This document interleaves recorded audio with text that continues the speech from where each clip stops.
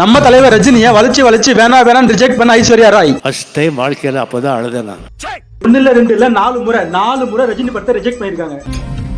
அந்த 4 படத்தை இந்த வீடியோல பார்க்கலாமா? நம்பர் 1 படையப்பா படத்துல நீலாம்பரி கேரக்டர்ல ஃபர்ஸ்ட் ஐஸ்வர்யா ராய் தான் நடிக்கிறதா இருந்ததாம். ஆனா ஐஸ் வேற ஒரு படத்துல நான் பிஸின்னு சொல்லிட்டு நைஸா நகர்ந்துட்டாங்களாம்.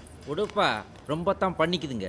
உனக்காக 1000 பொண்ணுங்க கியூல நிக்கிறாங்க. ரெண்டாவது பாபா படத்துலயும் ஃபர்ஸ்ட் ஐஸ்வர்யா ராய் தான் நடிக்கிறதா இருந்ததா. ஆனா ஐஸ் ஏதேதோ சாக்கு போக்கெல்லாம் சொல்லி கட்டன் ரைட்டா முடியாதுன்னு சொல்லிட்டாங்களாம். மூணாவது சிவாஜி. இந்த படத்துல எப்படியாவது ஐஸ்வர்யாவை நடிக்க வச்சிடணும்னு சொல்லிட்டு சங்கர் ரொம்ப முயற்சி பண்ணாராம். ஆனா ஐஸ் சத்தியமா முடியாது சங்கர் சார்னு சொல்லிட்டாங்களாம். It's all fact.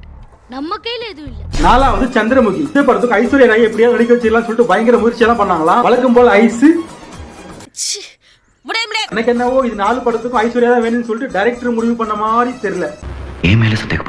ஆனா கடைசியா சங்கர் ரொம்ப கேட்டதுனால இந்தியன் படத்துல நடிக்க ஐஸ்வர்யா ராய் ஒத்துக்கினாங்களாம். கடைசியா தலைவர் ஒரு வழியா ஹாப்பி.